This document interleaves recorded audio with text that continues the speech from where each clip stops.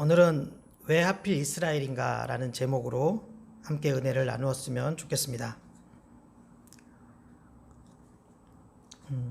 교회를 다니고 또 성경을 읽다 보면 한 번쯤은 이런 의문을 갖게 됩니다.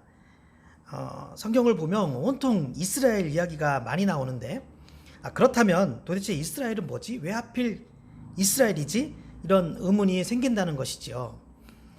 그래서 어떤 사람들은 기독교를 비하하면서 한국 사람이 왜 이스라엘 역사를 공부하고 또 왜 이스라엘 종교를 믿느냐 이렇게 말을 하기도 합니다. 그래서 오늘 설교에서는 이와 관련된 내용을 중심으로 말씀을 드릴까 합니다.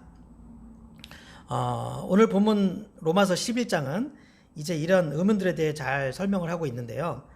세 가지 질문에 대해서 답을 제시하고 있죠. 첫째, 이스라엘은 그럼 버림받은 것인가?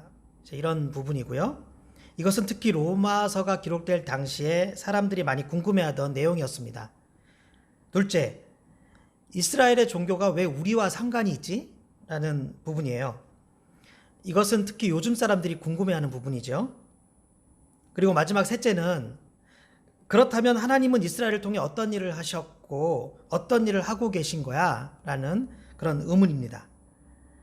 그래서 오늘 이 세 가지 질문을 중심으로 좀 설명을 드릴까 합니다. 또 주신 말씀 속에서 나에게 주시는 교훈을 깨닫고 우리 모두가 은혜 받는 시간이 되었으면 좋겠습니다. 오늘 본문 읽을 때부터 또 제목부터 좀 설교가 어렵겠구나 이런 생각이 드실 텐데요. 그렇지 않습니다. 이렇게 어려운 내용은 아니니까 한번 잘 들어보셨으면 좋겠어요. 자, 그럼 첫 번째 의문점부터 살펴보도록 하겠습니다. 로마서에서 많이 언급되고 있고 특히 당시 사람들이 많이 궁금해하던 질문입니다. 이스라엘은 버림받은 것이냐라는 부분이에요.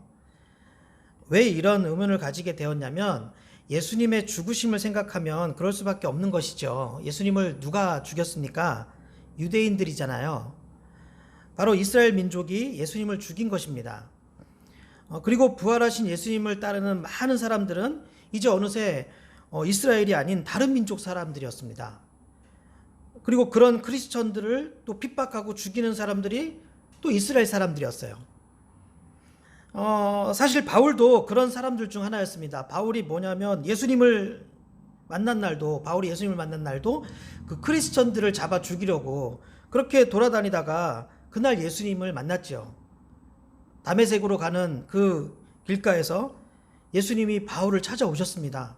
그래서 너는 나를 왜 핍박하느냐 이렇게 물으시죠. 바울이 놀랐습니다. 그래서 누구시냐고 묻죠. 그랬더니 예수님이 나는 네가 핍박하는 예수다 이렇게 말씀하셨잖아요. 이제 거기서 바울이 완전히 무너져 내린 것이죠. 그리고 새 사람으로 변화되고 그때부터 예수님을 증언하는 사람이 된 것입니다. 이 바울의 별명이 뭐였죠? 이제 이방인의 사도였습니다. 이방인의 사도. 하나님께서는 복음을 이방인들에게 전하시기 위해 바울을 택하신 거예요. 때문에 바울은 이제 이스라엘을 떠나서 계속 다른 나라들을 돌아다니면서 복음을 전하잖아요. 로마서도 그렇고 바울의 편지들을 한번 보세요.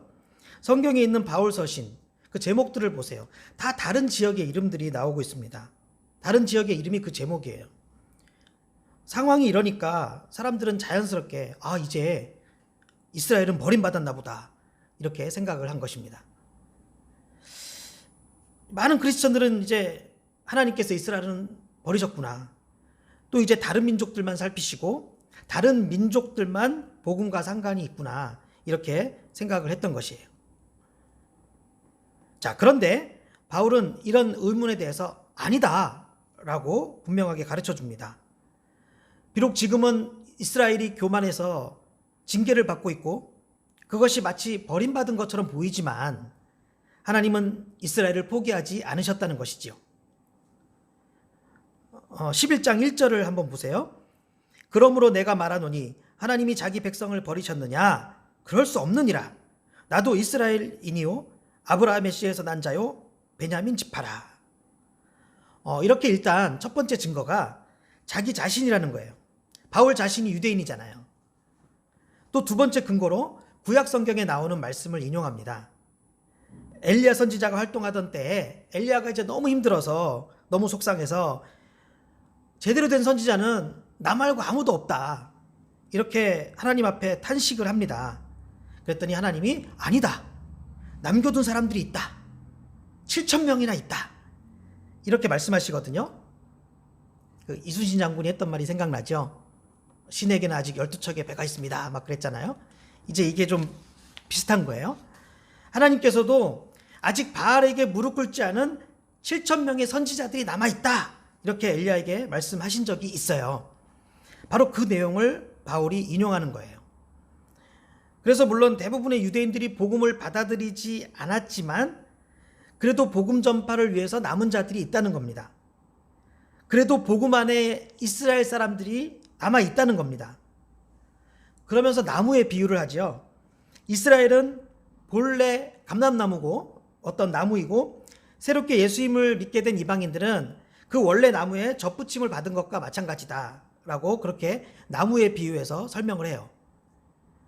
그래서 비록 지금 이스라엘이 복음을 거부하는 모습으로 지금 살고 있지만 나중에는 하나님께서 그들에게도 기회를 주시고 그들이 복음으로 돌아올 수 있도록 그렇게 역사하신다는 것이에요. 이것이 바로 이스라엘은 버림받은 것이냐라는 첫 번째 의문에 대한 답이었습니다. 자, 두 번째 의문을 살펴볼까요? 이스라엘의 종교를 왜 우리가 상관하느냐? 이스라엘의 종교를 왜 우리가 믿느냐라는 부분이에요. 이것은 주로 요즘 사람들이 궁금해하는 것이겠죠. 자, 이 부분도 한번 살펴보겠습니다. 우선은요, 성경을 보실 때 사전에 알아야 할 것이 있습니다. 성경을 보는 방법이에요. 우리가 영어책을 보려면 우선 영어를 알아야겠죠.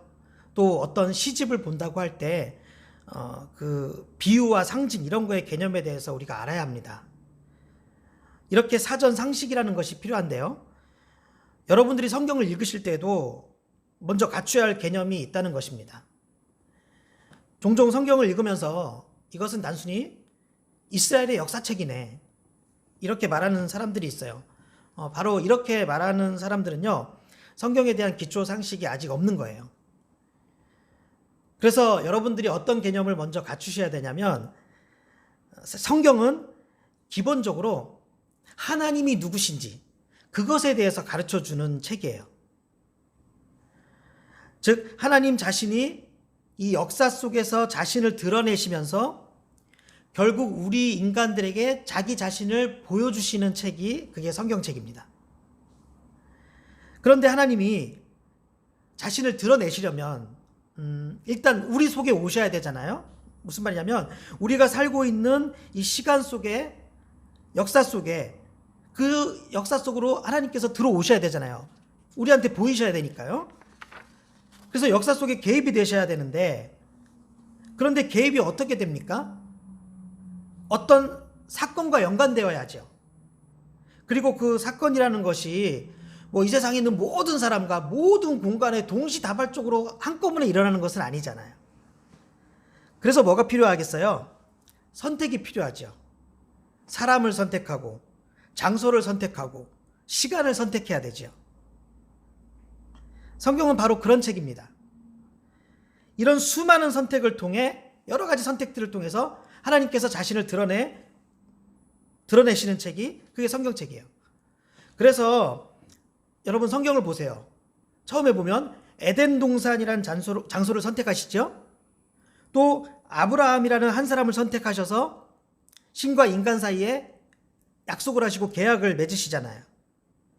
또 이스라엘이라는 한 민족을 선택하셔서 너희는 나의 백성이고 나는 너의 하나님이 되겠다. 이런 계약, 즉 언약을 맺으시잖아요. 그러니까 성경에서 정말 중요한 것은요, 그 나라, 그 사람, 그 사건이 아니라 그런 것들과 연관되어 벌어지는 그 역사 속에서 드러나시는 하나님이세요. 그게 중요한 거예요. 그런 역사 속에 하나님의 성격이 드러나고요, 하나님의 일하심이 드러나고요, 하나님의 메시지가 드러나요. 우리는 그것을 캐치하는 거예요. 그것이 이제 성경 묵상 방법이고요. 또 그런 것에 도움을 주는 것이 지금 이런 설교 같은 거예요. 이런 일은 우리 주위에서도 비슷한 경우가 많이 있는데요. 저는 이런 예를 드리고 싶어요. 이스라엘은 뭐냐? 한마디로 시범 조교와 같은 것이다. 시범 조교. 군대 다녀오신 남자분들은 쉽게 이해하실 것이고, 또 군대를 다녀오시지 않아도 우리가 극기훈련을 가거나 어떤 레저 활동을 할 때 항상 시범을 보이는 그런 사람이 있잖아요. 그런 시범조교, 일종의 샘플 역할이 있어요. 이스라엘과 성경에 나오는 여러 인물들은 바로 그런 시범조교 역할이 되는 것입니다. 그러니까 샘플이라고요. 샘플. 자, 그런데 우리가 그렇게 시범조교를 불러서 시연할 때 가장 중요한 대상은 누굴까요? 누굴까요? 그 시범조교일까요? 아니죠. 그 시범을 지켜보는 사람들 아닙니까? 일단 그 사람들이 잘 배우는 게 가장 중요하잖아요. 예를 들어서 우리가 요즘에 해수욕장 이제 또 다 폐쇄돼 갖고 가지 못하는데, 우리가 해수욕장에서 막 서핑을 배운다. 그러면 배우는 우리들이 중요한 거예요. 그리고 그 내용이 중요해요. 서핑은 어떻게 타는가, 또 어떤 자세를 해야 되는가, 그게 중요하잖아요. 그런데 괜히 그 시범 보이는 조교한테 꽂혀갖고 막 그 사람만 바라보고 그 사람만 중요하게 여기면 이건 좀 잘못된 거잖아요. 마찬가지입니다. 괜히 시범 조교인 그 이스라엘과 그 역사에 꽂혀갖고 이게 내 일이 아니고 남의 일이다 이렇게 말하는 것은 어리석다는 것이죠. 자, 여기까지는 이해하시겠죠? 여기까지는 이해하시겠죠? 그럼 한 단계 더 나갈게요. 그 다음 단계가 이제 오늘 본문에서도 언급하고 있는 부분이에요. 아까 첫 번째 질문하고도 상관이 있습니다. 그게 뭐냐면, 그러면 그 시범 조교는 정말 아무것도 아니냐 이거예요. 그건 또 아니잖아요. 그죠? 그 조교도 나름대로 수고한 역할이 있잖아요. 그러니까 그런 시범 조교들에게 뭐 조교 앞으로 와갖고 뭐 이렇게 시범을 보이면 그 조교에게 혜택을 주기도 하고 그렇게 하지 않습니까? 그런 것처럼 나름대로 수고한 게 있으니까 좀 혜택을 주기도 하고 또 어떻게 뭐 더 상을 주기도 하고 뭐 그럴 수 있죠. 이스라엘도 바로 그런 거예요. 뭐야, 이스라엘은 왜 원래 나무고 우리 같은 민족은 왜 거기 겨우 젖붙이만 그런 나무 가지밖에 안 되냐? 뭐 이렇게 불만을 가질 필요가 없다는 것이잖아요. 수고했잖아요. 고생했잖아요. 그죠? 특별한 민족이 맞잖아요. 하나님께서 좀 더 특별하게 보실 수 있는 것이죠. 그리고 또 이렇게 불만을 갖는 사람들도 있어요. 왜 하필 이스라엘이야? 우리나라면 안 돼? 뭐 동방에서 좀 선택하시면 안 돼? 이렇게 또 불만을 표출하기도 하는데요. 그것은요, 로마서에도 나오는 내용이지만 시범 조교를 지정하는 것은 지휘관의 재량이라는 것이죠. 우리가 살면서도 그 정도는 인정하잖아요. 그런데 사람들이 하나님께는 왜 그렇게 까다롭게 불만을 갖는 것인지 모르겠어요. 그래서 로마서 9장에서도 보니까 토기장이가 진흙 한 덩이로 하나는 귀 있을 그릇을, 하나는 천 있을 그릇을 만들 권한이 없느냐 이렇게 말씀하시잖아요. 그러니까 왜 하필 쟤야? 이런 말은 좋지 않은 거예요. 또 쟤만 잘하면 되지 나랑은 상관이 없어, 이런 말은요 좀 무식한 거예요. 자, 그래서 정리해보면 하나님께서 이스라엘 역사 속에서 자신을 드러내시죠. 그 이스라엘과 관련되고 사람들과 관련해서 그 자신을 드러내세요. 그 드러내는 내용이 중요한 것입니다. 그 내용이 하나님이 무엇을 드러내시느냐, 이스라엘이 중요한 게 아니라고요. 그래서 우리가 말씀을 묵상하고 들을 때 이것이 나와 상관없는 남의 나라 이야기 그렇게 생각하면 안 되고요. 이스라엘은 대표다, 샘플이다, 시범이다, 이런 기능으로 생각하시면 돼요. 그리고 그 내용이 있지 않겠습니까? 그 내용이 중요해요. 그리고 그 내용은 분명히 이스라엘이 아니라 우리에게 해당되는 거예요. 그 내용은. 그것을 하나님께서는 여러 번 말씀하세요. 그래서 로마서 4장 16절에도 보면 율법에 속한 자에게뿐 아니라 아브라함의 믿음에 속한 자에게도 그러하니 아브라함은 우리 모든 사람의 조상이라, 이렇게 말씀하시는데요. 지금 이 말씀의 대상이, 지금 이 말씀 로마서 4장 16절에서 이렇게 얘기하고 있는데 그 대상이 유대인이 아니잖아요. 이거 로마서잖아요. 로마서. 로마에 있는 유대인이 아닌 그 예수님을 믿는 많은 크리스천들, 그 로마에 있는 크리스천들을 향해서 말씀하는 거니까 그 대상이 이방인이라고요. 그런데 뭐라고 하십니까? 아브라함은 우리 모든 사람의 조상이래요. 왜요? 우리는 혈육이 아니라 믿음에 속한 자이기 때문이에요. 아브라함과 우리는 혈연 관계가 아니에요. 믿음의 관계예요. 그래서 아브라함을 가리켜 믿음의 조상이라고 말을 하는 것이고, 아브라함은 우리 크리스천에게 있어서 믿음의 선배가 되고 믿음 안에서 우리가 한 가족이 되는 것입니다. 성경은요, 남의 나라 역사책이 아닙니다. 성경은 지금 이 설교를 들으시는 여러분 한 사람 한 사람에게 보내주시는 하나님의 편지예요.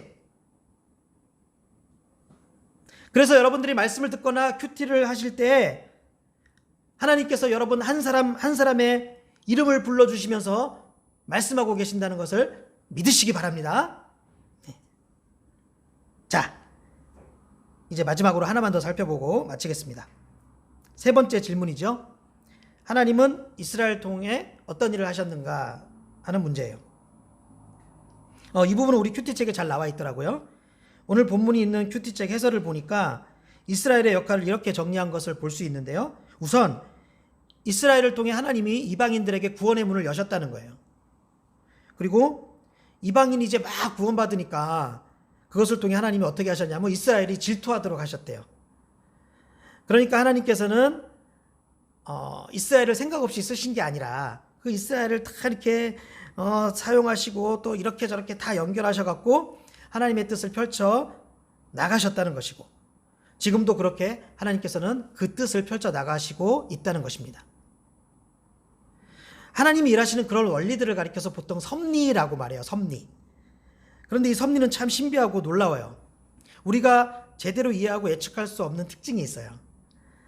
우리가 예배 시간에 낭독하는 소결이 문답의 11문을 보면 이렇게 질문합니다. 제11문, 하나님의 섭리의 사역이 무엇입니까? 답, 하나님의 섭리의 사역은 그분의 모든 피조물과 그 모든 활동들을 가장 거룩하고 지혜롭고 능력 있게 하나님께서 보존하시며 통치하시는 것입니다. 이렇게 나와 있어요. 그러니까 하나님께서 왜 이스라엘을 사용하셨는지, 또 이스라엘을 통해 어떤 일을 전개해 나가시는지, 이런 것을 우리가 미리 알고 이해하기는 사실상 불가능해요. 하지만 그렇다고 우리가 불안해하고 불신할 필요는 없다는 것입니다. 왜요? 하나님이 하시는 일은 가장 거룩하고 가장 지혜롭고 가장 능력이 있는 통치 행위이기 때문이에요. 그것을 믿는 것, 그게 바로 신앙이고 믿음이에요. 비록 잘 알 수는 없지만, 도저히 예측은 못하겠지만 하나님이 하시는 일은 언제나 선하시다. 이렇게 우리가 하나님을 굳게 신뢰하는 것이 가장 중요합니다. 오늘 본문인 11장에 있는 29절을 보실까요? 29절, 하나님의 은사와 부르심에는 후회하심이 없느니라. 바로 이거예요. 바로 이거. 이 사실을 믿는 것이 오늘 우리에게 필요한 믿음입니다. 그리고 33절도 보세요. 깊도다 하나님의 지혜와 지식에 풍성하며 그의 판단을 헤아리지 못할 것이며 그의 길은 찾지 못할 것이로다. 예, 정말 그래요. 정말 그래요. 하나님이 하시는 일은 늘 그렇습니다. 그래서 하나님께서 이스라엘을 사용하셔서 일하신 것을 보면요, 기가 막히죠. 물론 우리가 예측할 수는 없어요. 나중에 가서야 좀 알게 돼요. 언제나 그렇습니다. 하나님은 일단 이스라엘을 택하셨어요. 그리고 은혜를 주셨습니다. 예수님은 승천하시면서 이스라엘 사람들더러 예루살렘에 머물라고 그렇게 말씀하셨어요. 그리고 성령을 기다리라고 하셨어요. 마침내 오순절날 성령이 임합니다. 이제 흩어져서 이스라엘 백성들은 복음을 전해야 했습니다. 왜냐하면 예수님께서 예루살렘에 모여서 성령을 기다리고 성령이 임하시면 온 유대와 사마리아와 땅끝까지 이르러 복음을 전하라고 하셨잖아요. 그런데 성령을 받긴 받았는데 이스라엘 백성들이 흩어지지 않는 거예요. 그래서 이스라엘 안에서 이스라엘 크리스천들을 핍박하는 대박해가 일어나요. 하나님께서 그렇게 하신 거예요. 이것은 마치 이스라엘이 버림받는 듯한 그런 그림이죠. 하지만 이 박해로 인해서 이스라엘 안에만, 예루살렘 안에만 머물러 있던 그 크리스천들이 다 흩어지게 됩니다. 예루살렘을 떠나 뿔뿔이 흩어질 수밖에 없게 돼요. 그래서 복음이 전파된 것입니다. 그래서 복음이 전파된 거예요. 하지만 당시 사람들 마음은 어땠겠어요? 당황했겠죠.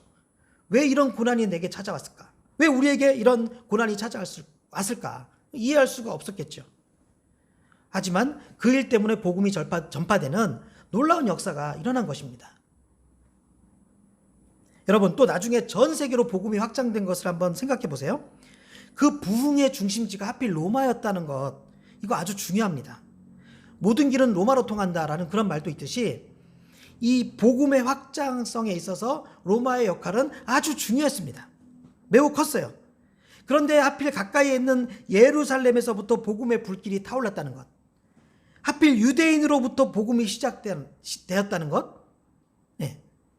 이것이 정말 기가 막히게 연결이 되지 않습니까? 또 마침 바울이 로마에 보내는 편지에는요, 여러 가지 바울의 서신들이 있지만 바울이 로마에 보내는 그 편지에는 기독교의 기본 진리가 가장 잘 설명이 되어 있어요. 제가 이 부분을 구체적으로 더 설명하면 시간이 오래 걸리니까, 또 여러분들도 제가 지금 무슨 말씀 드리는지 충분히 감 잡으셨을 테니까 지금 그냥 간략하게만 말씀드릴게요. 어찌되었건 지나간 역사를 살펴보면요, 왜 하필 이스라엘이야? 이게 아니라, 아, 그래서 이스라엘을 사용하셨구나, 이렇게 지나간 역사를 통해서 알 수 있게 된다는 것이죠. 이런 것을 하나님의 섭리라 그래요. 하나님의 섭리는 언제나 이렇습니다. 그래서 저는 지금도 마찬가지라고 생각하고요, 또 선하신 하나님을 믿습니다. 지금 이 코로나19 사태 이면에는 잘 지금 모르겠지만 하나님이 당신의 지혜로 계획하신 거대한 목적이 있다고 믿습니다. 뭐가 어떻게 될지 예측을 할 수는 없어요. 하지만 하나님은 지금도 이 코로나를 통해, 이런 사건들을 통해서 수많은 사람들에게 복음을 전파하실 것이라는 그 사실은 확실히 믿습니다. 하나님이 이스라엘을 선택하신 이유가 다 있는 것처럼 하나님께서 또 이 상황을 만들어 주시는 것도 다 이유가 있다고 믿습니다. 그래서 오늘 설교의 결론을 말씀드릴게요. 오늘 설교의 결론은 오늘 우리가 읽으신 본문에 다 나와요. 그러니까 겸손하라는 것입니다. 그러니까 하나님을 신뢰하라는 것입니다. 왜 겸손해야 할까요? 21절에 나오죠. 21절 같이 읽겠습니다. 시작. 하나님이 원 가지들도 아끼지 아니하셨은즉 너도 아끼지 아니하시리라. 하나님께 있어서 이스라엘은 정말 특별한 민족이었습니다. 그런데 그런 이스라엘도 어떻게 되었어요? 정말 혹독한 벌을 받았죠. 처참하게 파괴되었죠. 그렇게 그런 이스라엘도 하나님께 불순종함으로 벌을 받는데 하물며 우리는 어떻게 했냐는 거예요. 그러니 겸손하라는 것입니다. 또 20절입니다. 20절도 같이 읽어볼까요? 시작. 옳도다. 그들은 믿지 아니함으로 꺾이고 너는 믿음으로 섰느니라. 높은 마음을 품지 말고 도리어 두려워하라. 그러니까 교만하지 말고 늘 하나님을 경외하라는 것입니다. 사람들은요, 종종 은혜를 당연한 것으로 여겨요. 하지만 그럴 때 사고가 터지는 거예요. 그럴 때 문제가 생기는 거예요. 왜요? 교만해지니까. 그래서 존 스토트 목사님이 이런 말을 했었죠. 하나님의 절대 은혜로 주어진 구원에 인간이 득이양양할 여지는 전혀 없다. 우리는 오늘 로마서 말씀을 통해서 왜 하필 이스라엘인가 라는 주제로 말씀을 생각해 봤습니다. 여러분, 일단 우리나라가 아닌 이스라엘이 성경에 등장한다고 해서 남의 이야기가 아니라는 것은 여러분들이 이 말씀을 들으신 분들이라면 다들 이해하셨으리라고 생각합니다. 중요한 것은 뭐예요? 하나님께서는 다 계획이 있으시다. 그리고 하나님께서 하시는 일은 너무 놀랍다는 사실입니다. 그래서 우리는 하나님 앞에 겸손해야 합니다. 그리고 어떤 상황에서도 일희일비하지 말아야 돼요. 또 흔들리지도 말고 하나님을 끝까지 믿고 있어야 합니다. 왜냐하면 하나님은 바로 그런 사람들에게 결국 큰 상을 주시기 때문이에요. 하나님이 주시는 복과 은혜는요, 흔들리는 사람에게는 주어지지 않아요. 비록 폭풍우가 몰아치셔도, 그럼에도 불구하고 늘 묵묵히 하나님을 기다리는 사람에게 하나님께서 복과 은혜를 주십니다. 언제나 그러세요.